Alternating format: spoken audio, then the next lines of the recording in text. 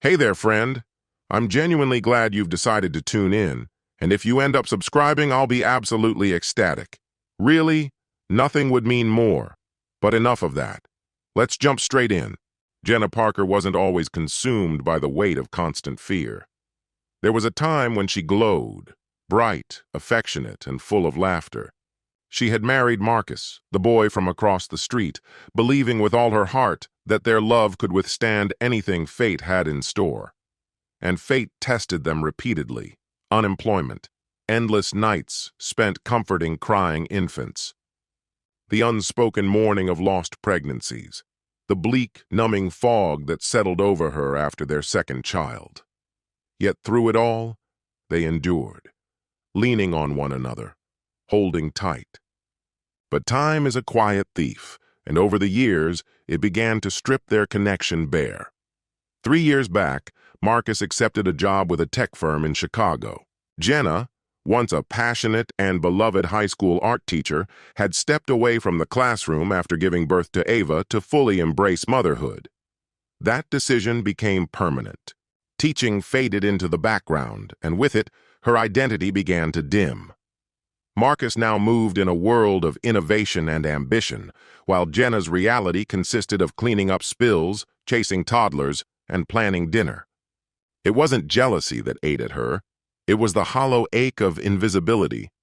So when an old college roommate invited her to a wedding down in Atlanta, she said yes without hesitation. Just a short trip, she told Marcus. 3 days to breathe, to reconnect with the woman she once was. Marcus didn't protest. He even suggested she take Ava. Jenna declined. She needed space. She needed silence. But Atlanta wasn't a pause. It marked a shift. The wedding was lavish and brimming with familiar faces from a chapter she hadn't revisited in years. She slipped into a backless dress, the kind she hadn't worn since her 20s, and felt a flicker of forgotten confidence return. That night, she crossed paths with Tristan Caldwell. He was tall, magnetic, his voice smooth and easy, and his gaze unwavering. He didn't remain a stranger for long. One dance turned into hours of conversation. His words poured into spaces Marcus had left vacant. Jenna wasn't drunk, but her soul was starved. She told herself it was innocent, just a small escape. But before the night ended, she was in his hotel room. The next morning, regret hadn't fully set in. What lingered was a thick, unsettling weight. She deleted the photos, removed the event wristband, and slipped her wedding ring back onto trembling hands. It was a single mistake, she promised herself. One she'd never repeat. But Tristan didn't vanish like a misstep should. Back in Chicago, Jenna became withdrawn. Marcus sensed it. Her laughter lost its spark. She jumped at every phone buzz. When he asked if something was wrong, she blamed fatigue. She still packed lunches, kissed boo-boos, and made dinner, but her spirit was somewhere else. Then the message arrived. "Hey, beautiful, guess who's in town?" Her heart stopped.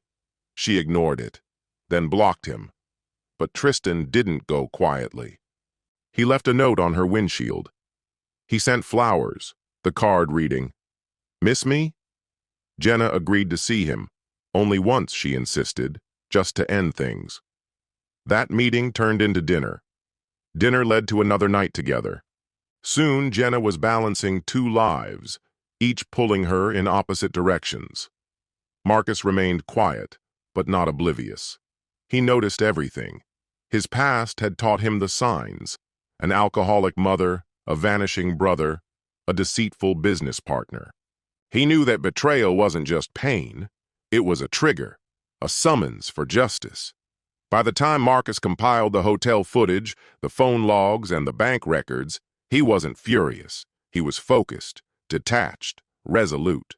And when Tristan made his fatal mistake, walking up to their home wearing a smug grin and a casual blue shirt, Marcus opened the door, studied him with unreadable eyes, and calmly stepped aside. "Come on in," he said, voice like iron. Jenna didn't sense anything wrong until she entered the house and saw them in the living room. The groceries slipped from her arms. The atmosphere was thick with tension. Tristan leaned back, smirking. "You don't scare me," he muttered. Marcus didn't respond. He simply rose and, without a word, drove his fist into Tristan's face. It wasn't a scuffle. It was devastation. Blood everywhere, shouting, sirens. By the time the paramedics got there, Tristan was barely conscious. Jenna cried uncontrollably as they loaded him into the ambulance. Her hands shook. Marcus didn't yell. He didn't accuse. He walked to the sink, washed the blood from his hands, and said only one thing. "You need to pack." And that's when everything began to unravel. The day she left, the sky wasn't stormy, just dull, indifferent. She stood at the curb, surrounded by garbage bags filled with her life. Her mascara smeared, her sweatshirt still held the scent of Ava's hair. The door behind her didn't slam.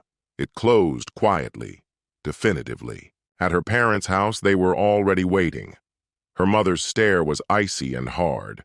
Jenna had called earlier in tears from a gas station, hoping for some sliver of compassion. Instead, her mother spat, "Do you even realize what you've done? You've disgraced us."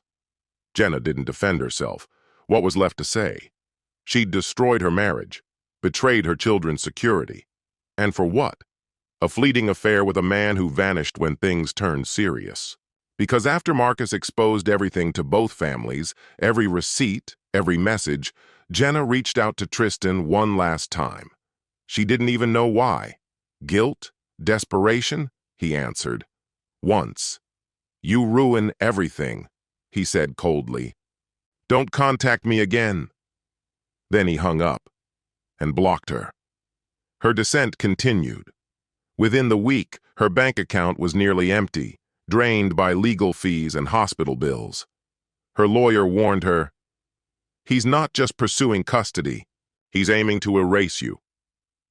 In court, she felt like an exhibit. Marcus entered the room, calm, impeccably dressed. Jenna sat across from him, hunched, her cheap blazer barely covering the shame trembling through her bones. The judge reviewed the evidence. Her instability, the affair, the violence. Marcus's lawyers didn't need to dramatize anything. The facts spoke volumes.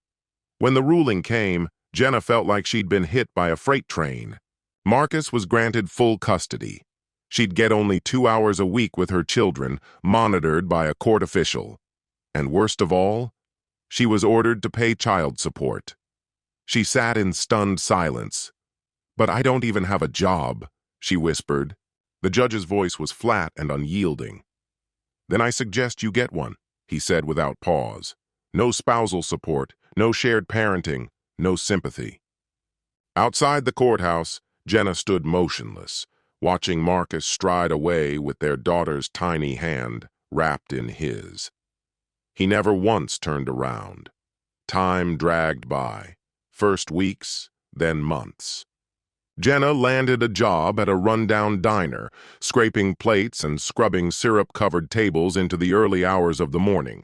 She slept on her cousin's old couch, springs poking through the thin fabric, and relied on public transit to get anywhere. Her parents stayed silent. Her father hadn't met her eyes during their last meeting, and her mother's words still stung like an open wound. "Marcus sends pictures. The kids look good. Don't go ruining things again." The only thing keeping Jenna afloat was the brief Saturday visits she got with her children. Each week, in a lifeless room painted the color of old rain, furnished with warped chairs and battered toys, she tried to pretend she still had a place in their world. Her son Caleb was polite but distant. Ava didn't speak at all. Jenna brought snacks, coloring books, goofy anecdotes from her messy new life, anything to bridge the widening gap. But the children sat still, stiff, as if they were meeting a stranger. And maybe, she thought bitterly, that's exactly what she'd become. Nights were the worst. She often cried herself to sleep, alone in the dark. And in those still pre-dawn hours when even the city quieted, she broke her own rule. She scrolled through Danielle's posts online. Marcus's new partner, naturally a pediatric nurse. Elegant, organized, secure, everything Jenna wasn't. One image stayed with her. Danielle reading to Ava in a sunlit park, the child curled up against her like a kitten seeking warmth. It cut Jenna deep. But after the ache, a different emotion flared. First envy, then anger, finally determination. Yes, she'd made mistakes, big ones. But did that mean she was beyond redemption? Didn't she deserve a second shot? That's when she stopped begging for scraps and began plotting her next move. She knew Marcus better than anyone, his routines, his beliefs, and the thing he guarded most, his public image. Beneath the flawless exterior were secrets, ones that could shatter the illusion he worked so hard to maintain. She began her search. And it started with a name, Allison Monroe. Long before Jenna came into the picture, Marcus had been engaged to her. He barely mentioned it, only saying it ended badly. Jenna hadn't pushed then, no reason to stir up the past. But now she needed those shadows. Quietly, she searched through social media, alumni networks, and professional directories. Eventually, she found Allison in Colorado, single, no kids, still practicing as a therapist. Jenna composed a message with care and restraint. "Hi, Allison. This is out of the blue, but I think we share a connection. Marcus Holden. I'm his ex-wife. If you're open to it, I'd really appreciate a few minutes of your time." Allison wrote back. They scheduled a video call the next day. Jenna's hands trembled as her screen lit up. Allison appeared, older, wearier, but composed.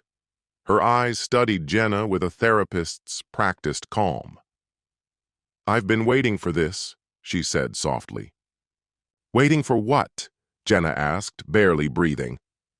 "For someone else to finally see it," Allison replied, voice catching. She recounted everything, how Marcus had been attentive at first, the perfect partner, until the mask slipped. How he gradually eroded her self-esteem, made her question her own judgment, isolated her from loved ones. He convinced her she was unstable, even pressured her into medication she didn't need. And when she tried to leave, he used charm and legal tactics to strip her of everything, her money, her home, her sense of self. "It took 3 years just to feel human again," Allison said quietly. "Marcus is methodical. You're not the first woman he's erased." Jenna felt like the room had tilted sideways. Later that afternoon, Allison sent a folder. Inside were damning documents, a manipulated psychological report Marcus had coerced her into completing, photos, emails, message threads, irrefutable proof of control, gaslighting, emotional abuse. Marcus wasn't the victim. He was a master manipulator, and suddenly Jenna understood. The divorce hadn't been about ending their marriage. It had been about erasing her. Even the incident with Tristan hadn't been a flash of anger. It had been calculated. To position himself as the protector, to paint Jenna as reckless, unstable, and unfit. And it had worked. Until now. Now, she had a weapon. Not to destroy Marcus, but to reclaim the truth. All she wanted, all she'd ever wanted, was a fair chance to be a mother again. She moved in silence, recording conversations during custody exchanges, keeping her tone light while baiting Marcus into slipping. One day, he did. With a smug grin, he said, "You were always replaceable. Just took you too long to realize it." She hunted down his past colleagues. Most stayed tight-lipped. But one former HR manager, recently let go, shared a secret. Marcus had been under investigation for emotional harassment toward a junior employee. The matter ended quietly, sealed by a private settlement. Jenna built her case piece by piece. She hired a new attorney, Heather Conway, sharp and experienced in cases involving psychological manipulation and coercion. Heather examined the evidence without blinking. "You're not broken," she said. "You were cornered." They filed for an appeal. The custody case was reopened. That's when Marcus cracked. For the first time, he lost control. He left threatening messages, wrapped in legal jargon, and even attempted, unsuccessfully, to gag Jenna through court orders. The day of the hearing arrived. Jenna walked into the courtroom wearing a navy blue dress, the same one she had worn to their wedding years ago in Atlanta. But today, she wasn't trying to impress anyone. Today, she came to be heard. Allison testified via video, calm, clear. Her voice steady as she recounted her experience. Heather laid out the recordings, the HR statement, the documentation of manipulation. Jenna didn't hide her flaws. She owned them. "I made a terrible choice," she said plainly. "But infidelity doesn't make me a bad mother. It doesn't erase the love I have for my children. And it absolutely does not mean I should be removed from their lives." Marcus wasn't pursuing custody to share responsibilities. His goal was total erasure. This wasn't a battle for parenting. It was vengeance masked in legal form. That day in court, he stayed silent. Instead, his girlfriend, Danielle, lingered in the back row, expressionless. The judge called a brief recess, and the entire courtroom seemed to tense. When the proceedings resumed, the judge's decision stunned the room. The custody case was being reopened. Jenna would now have more time with her children. No supervisors. A review scheduled in 6 months. It wasn't complete redemption, but it was a fracture in the fortress that had kept her out. As Jenna stepped onto the courthouse steps, it wasn't victory she felt. It was resilience. For the first time in over a year, she sensed her footing returning. When she picked up her children alone for the first time in ages, her hands shook. Ava clung to her stuffed giraffe, torn between reaching for her mother or shrinking back. Caleb slid into the car without a word, headphones in place, his face closed off. Jenna didn't push. She played soft music and drove them to a park. No expectations, just space to breathe. She had learned that repair doesn't happen through desperation. It grows from quiet presence. She arrived early to every visit, snacks packed, always letting the children take the lead. Some days were filled with chatter, other days passed in silence. Gradually, the emotional distance between them began to thaw. One afternoon, Caleb asked to bring his bike. Another day, Ava handed Jenna a drawing. 3 stick figures, shaky lines, Jenna right in the middle. She treated it like a sacred relic. But rebuilding wasn't the final hurdle. It was the opening round. Marcus hadn't withdrawn.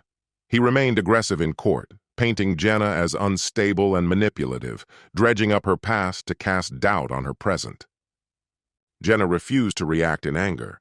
Instead, she kept a detailed record of visits, voicemails, every "I missed you" whispered by Ava. Meanwhile, her attorney, Heather, took a hard look at Marcus's financial history and uncovered a hidden truth. A secret account, large deposits he'd never declared, funds that had disappeared during the divorce. Jenna had lost time with her children and her rightful share of their assets. With Heather's help, she petitioned to reopen the financial agreement. Marcus lashed out, text after text, threatening voicemails. One message snarled, "You really want another fight?" Jenna archived every word. This time she didn't collapse, she didn't shake. Her lawyer answered with a calm line, "We'll let the court handle it." The financial hearing unfolded quietly, just the way Marcus preferred. Jenna arrived steady, her documents airtight. The judge reviewed the evidence of concealed funds and undeclared transfers. The decision came swiftly. Marcus was ordered to pay $92,000, the portion Jenna had been denied. She used it to purchase a modest home close to the children's school. Not fancy, but it was hers. No more sleeping on couches, no more borrowed space. Then something unexpected happened. Danielle showed up at Jenna's door. Her expression carried fear and uncertainty. "I just needed to say," she began, "you were right about him." Jenna didn't ask questions. She knew that look, the hollow exhaustion of someone who had been chipped away piece by piece. "He thrives on control," Jenna said softly. Danielle nodded. "I'm leaving." And if you ever need me to testify, I will. That night, Jenna sat on her porch with a warm cup of tea, the weight of memory pressing gently. Through the window, she watched Caleb and Ava building a Lego house together. They weren't whole yet, but healing had begun, brick by careful brick. 3 weeks after Danielle left Marcus, the air around Jenna began to shift. People who had once kept their distance, neighbors, school staff, even relatives, now met her with something different. Not pity, respect. She had fallen, yes, but she had risen. A new custody hearing was set for the spring. This time it would determine whether Jenna would be granted shared legal custody. Heather prepared her thoroughly. Witness statements, psychological evaluations, parenting assessments. Jenna felt steady. The night before court, Caleb entered her room while Ava slept beside her. "You nervous?" he asked, his voice softer, older. Jenna nodded slightly. "A bit, but I'm not scared." "I told Dad I want to be with you more," he said. "You did?" she whispered, surprised. He nodded again. "He said the judge would decide, but I wanted you to know." She kissed his forehead gently. "That's more than enough." The next day, the courtroom didn't feel like a battlefield. It felt like a threshold. Jenna wore a plain gray dress, hair pulled back. She answered every question clearly, never dodging responsibility. She didn't attack Marcus. She didn't need to. The facts were louder than words. Heather ended with this: parents aren't judged by isolated mistakes, but by the patterns they form. And Jenna's pattern? Growth, accountability, love. Marcus, once composed, now fumbled on the stand, defensive, uneasy. By late afternoon, the judge issued the ruling: joint custody, equal time, full overnights, no more supervision. Jenna wept as Ava leaned in and whispered, "We're going home." That night, they didn't throw a party. Instead, they returned to their old Sunday ritual, the pancake place. They laughed, ate too much sugar, stayed until the staff began cleaning up. Later, as Jenna tucked Ava into bed in their new home, her daughter whispered, "I'm glad you're my mom." When the lights were out, Jenna stood by the window, watching the wind stir the branches. Her phone lit up, a message from Heather. "This isn't just justice. This feels like peace." Jenna replied, "It's not the end, but it's the beginning I needed." Marcus didn't challenge the new terms. Gradually, he stepped out of her daily life. Still a father, but no longer the author of her story. He had tried to write her out, but she had written herself back in with clarity, determination, and quiet strength. As for Tristan, he never reached out again. And Jenna didn't look for him. Some stories don't need a final chapter. They just need closure. And for the first time in years, Jenna wasn't performing. She wasn't trying to prove anything. She was simply living, one honest, steady day at a time,